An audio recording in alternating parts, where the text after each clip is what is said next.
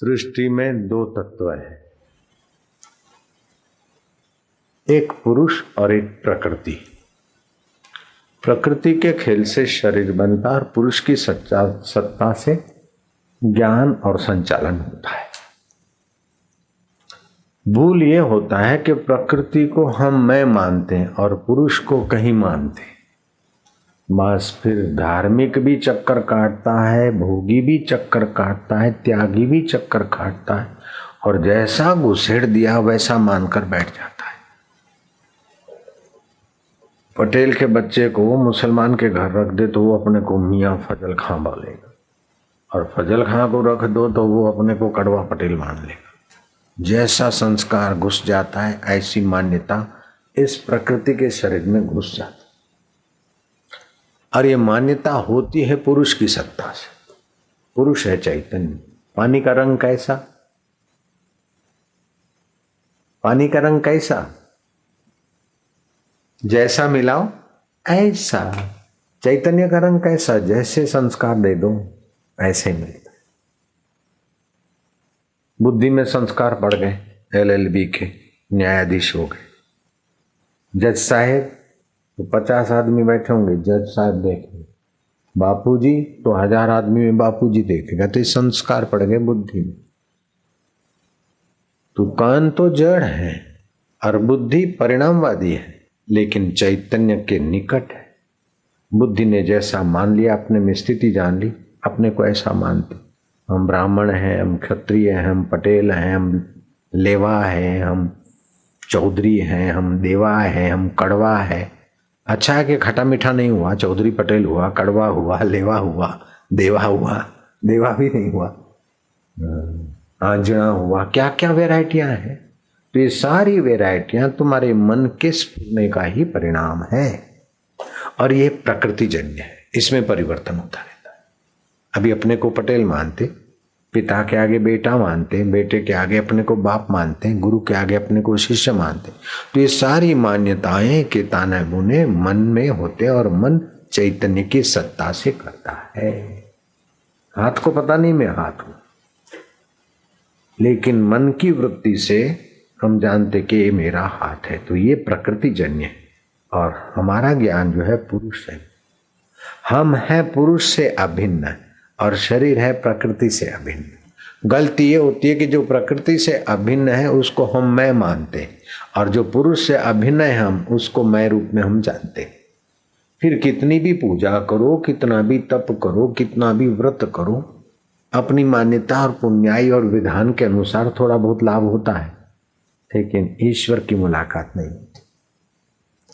इसमें एक दो आदमी की बात नहीं है, सभी का यह हाल है। एक भूला दूजा भूला, भूल्या सब संसार। विण भूल्या एक गोरखा जिसको गुरु का आधार, गुरु के ज्ञान का आधार। गुरु का मतलब है जो हमें लघु न होने दे। प्रकृति में स्थित होना ये लघुपना है। अब देखो लोग दुखी कैसे होते हैं, दुख के निमित्त बाहर होते हैं। बेरोजगारी का दुख, ठंडी गर्मी का दुख, मान अपमान का दुख, बीमारी का दुख, ये दुख के निमित्त होते हैं बाहर। प्रकृति दुखाकार वृत्ति हृदय में पैदा होती है। मैं दुखी हूं ये अपने चैतन्य में हम घुसेड़ते, फिर ज्यादा दुखी रहते हैं। मैं तो बहुत दुखी हूं, तो बहुत दुखी हूं, तो बहुत। वो आदमी निर्दुख नहीं हो सकता। मैं बहुत दुखी हूं, मैं बहुत दुखी हूं, मैं बहुत दुखी हूं, ऐसा सोचकर वो आदमी दुख की सृष्टि बनाता जाएगा। लेकिन इसमें अगर सावधानी हो कि मैं तो चैतन्य हूं, दुखाकार वृत्ति हुई, दुख का निमित्त बाहर आया, शरीर में आया, दुखाकार वृत्ति हृदय में हुई, इसको जानने वाला मैं हूं, तो दुख तुम्हारा बाल बांका नहीं कर सकता। आप जीवन मुक्त हो जाएंगे, महापुरुषों के रास्ते चल पड़ेंगे। मदालसा रानी में और साधारण रानियों में ये फर्क है, मीराबाई में और साधारण बाइयों में ये फर्क है। राम राखे ते मरइये औधव जी, राम राखे ते मरइये। कोई दिन रेवाने बंगला ने माड़ियों तो कोई दिन झूपड़ी मरइये, औधव जी राम राखे ते मरइये। कोई दिन पहरवाने पट पटी हर तो कोई दिन ली रियो पहरिए ओधाव जी राम राखे ते मरइए। तो एक तो भक्त की भावना से सम्मति मिलने वाला भी निर्दुख होता है और दूसरा ज्ञान की निगाह से देखने वाला भी निर्दुख होता है। और बाकी के लोग तो बेचारे खदबद होते रहे। आटलू थाय तो निरात, 8मुं पास थी जो निरात, 9मां पास तो वो निरात, ग्रेज्युएशन થઈ જાય ને નિરાત, અને LLB થઈ જવું તો નિરાત, પછી કે લગ્ન થાય તો નિરાત, પ્રમોશન થાય તો નિરાત। હવે કાકા ગડા થઈ ગયા, હવે કાકા કેમનું છે કે હવે સંસારમાં મજા નથી, મરી જઈએ તો નિરાત, પણ બા મરી જવામાં નિરાત નથી। निरात तो वहां है जहां पुरुष तत्व का ज्ञान है।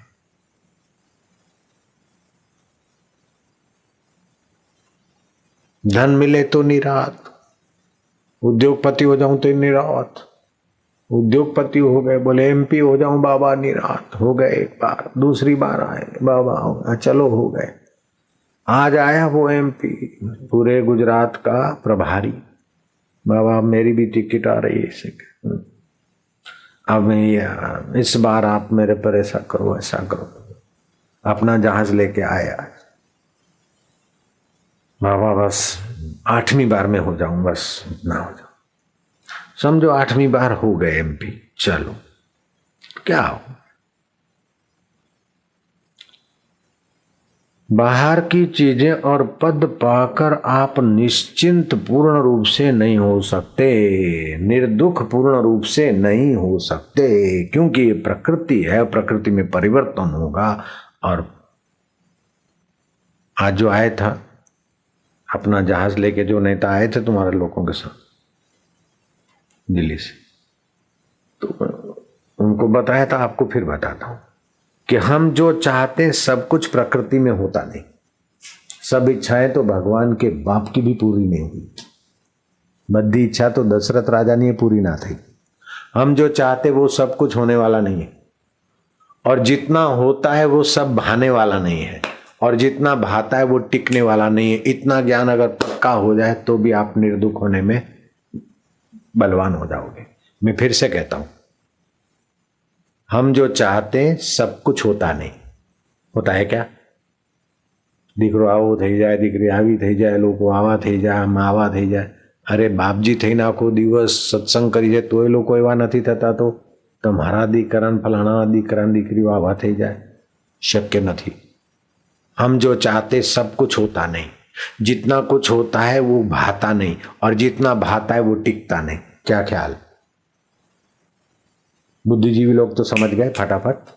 हम जो चाहते सब कुछ होता नहीं, क्या राय है? होता है क्या सब कुछ? नहीं। जितना कुछ होता है उतना भाता नहीं, और जितना उसमें से भाता है वो टिकता नहीं। जुवानी भाती है लेकिन देखो दाढ़ी सफेद हो गई, क्या करूं? अदला बदली करूं क्या?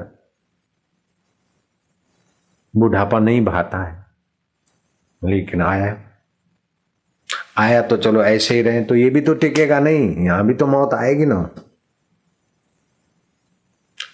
चलो ये भाता है तो ये टिकेगा क्या?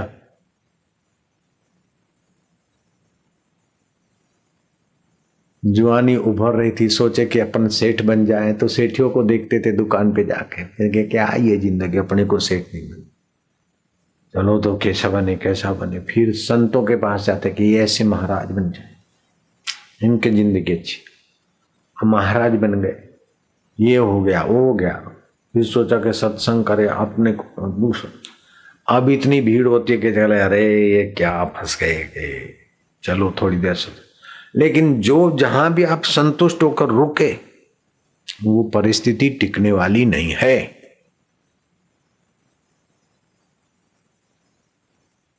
अटल जी आए, बोले बापू आओ, अच्छा चलो सत्संग सुनो। सत्संग सुने, बड़ा भला आया ही होगा वो।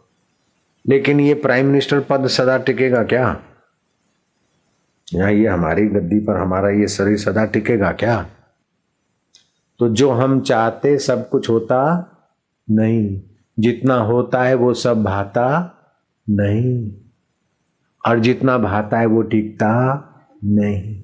ये जिसको दिखता है, जिससे दिखता है, उसको जो देखता है वो महापुरुष हो जाता है, वो फिर निर्दुख हो जाता है। ये बात समझ लेता है, बादशाह हो जाता है। पूरे हैं वे मर्द जो हर हाल में खुश है, मिला अगर माल तो उस माल में खुश है, हो गए बेहाल तो उसी हाल में खुश है। पूरे हैं वे मर्द जो हर हाल में खुश है। प्रभु के दीवानों को संसारी सुखों की चाह नहीं, दुखों के आ गिरे पहाड़ तो दिल से निकलती आह नहीं, कि इसी का नाम दुनिया है। बाबा आप दुखी नहीं होते? दुख नहीं आता? बोले दुख आता है। बाबा आपकी निंदा नहीं होती? बोले होती। बाबा आपको सुख नहीं आता? बोले आता। तो बाबा आप सुखी नहीं होते? अरे बोले सुख आता है, दुख आता है, निंदा आती है, स्तुति आती है, जाती है, लेकिन जो कभी मेरा साथ नहीं छोड़ता, मैं उस यार का हो गया, वो मेरा हो गया, बस पति गयो निराश। ऐसा पुरुष देवताओं से पूजनीय हो जाता है। वह तृप्त रहता है, वह अमृतमय होता है, वह तरता है और उसके संपर्क में आने वाले का मन बुद्धि फटाफट आध्यात्मिक उड़ान भरते हैं। सतरती लोकांतार्यति सतृप्तो भवति स अमृतो भवति। वह तृप्त होता है, वह अमृतमय ईश्वर में होता है, वह तरता है औरों को तारता है। हम गलती बड़ी क्या करते हैं कि ईश्वर भविष्य की चीज मान लेते और मरने के बाद मिलेगा और कहीं बैठा है। बिल्कुल बेवकूफी की बात। ईश्वरो सर्वभूतानाम हृदय से अर्जुन तिष्ठति। सब भूत प्राणियों का हृदय में जो चैतन्य है पुरुष, वह ईश्वर है। आप भला एक माई जा रही थी गठरी लेके, बोझा था, तबड़ाक तबड़ाक तबड़ाक तबड़ाक घोड़े सवार भागा जा रहा। ए भाई वीरा आम आवजे, आटली मारी हा पुतली लईने तू गाम भणी जाय छे ने, हूँ हमणे आवी।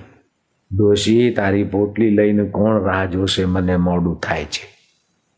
रवाना हो गया। रास्ते में सोचा कि बुढ़िया की गठरी में चमचम चमकती चांदी की थाली थी। हो सकता कि ठाकुर जी सोने के हो और ठाकुर जी के नेत्र हीरों के हो। जूना जमाने की है बाई। उसके मन में बेईमानी आई। घोड़ा वापस दौड़ा के आया। बोले सारू माजी आपी दो तमारी आ घासड़ी, हूँ लई जाऊं छू। माजी के ना भाई हवे हूँ ना हालू। केम माजी हमणा कगरता था ने के ना हवे तारा मन में दगो आयो, हमारो रोयो लईन जतो रहशे। कि माजी तो अभी तो बोल रही थी कि ले जाओ मेरी गठरी।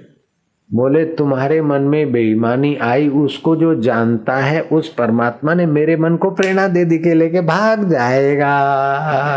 हमारो रोयो लईन भागी जैसे પછી હું ક્યાંય ની ના રહું। હવે ના હાલું, મારો રોયો હવે હું ના હાલું। तो वो कौन है? असंगो अयम पुरुष। वह शास्त्र कहते हैं वह असंग परमात्मा पुरुष है। दुख का संग नहीं होता, सुख का संग नहीं होता, उसको पाप का पुण्य का संग नहीं होता, वह असंग है। वही तुम्हारा आत्मा है, वही तुम हो। आज तो कितनी दुख आए चले गए, तुम तो रहे। कितनी सुख आए चले गए, तुम तो रहे। कितनी बीमारियां आई चली गई, तुम तो रहे। कितने उतार चढ़ाव है, कितनी बार मौत आई शरीर की, फिर भी तुम नहीं मरे, तभी तो अभी हो। उस असंग पुरुष को जताने वाला मिल जाए कोई पीर फकीर, पहुंचा दे भोपाल। ये ईश्वर पाना कठिन नहीं है, लेकिन जिनको कठिन नहीं लगता ऐसे महापुरुषों को पाना और पहचानना और उनके प्रति डटे रहना, ये कठिन बात है। और जो इसमें पास हो जाते हैं वो बस वो क्या होते हैं वही जानते हैं, अपन लोग वर्णन नहीं कर सकते। मत करो वर्णन हर बेअंत है, जिन पाया तिन छुपाया। लेकिन कभी कभी पुण्य आत्मा होते तो वो महापुरुष अपना थोड़ा सा स्वभाव प्रकट कर देते तो जरा समझ में आता। नहीं तो पहचानना मुश्किल। एक भूला दूजा भूला, भूला सब संसार, विण भूल्या एक गोरखा जिसको गुरु का आधार। गुरु के ज्ञान का आधार। गुरु એટલે શું? જે આપણને લઘુ ના રહેવા દે, लघु योनियों में न जाने दे, लघु दुखों में न जाने दे, इसका नाम है गुरु। ऐसा नहीं अला बांधू बला बांधू भूत मानू प्रेत मानू डाकिनी मानू कुर्र फुर्र धर दक्षिणार मर, ये तो बड़ा धंधादारी। गुरु तो कभी कभी धरती पे कहीं कहीं मिल जाते। नारायण नारायण। ओम नमो भगवते वासुदेवा।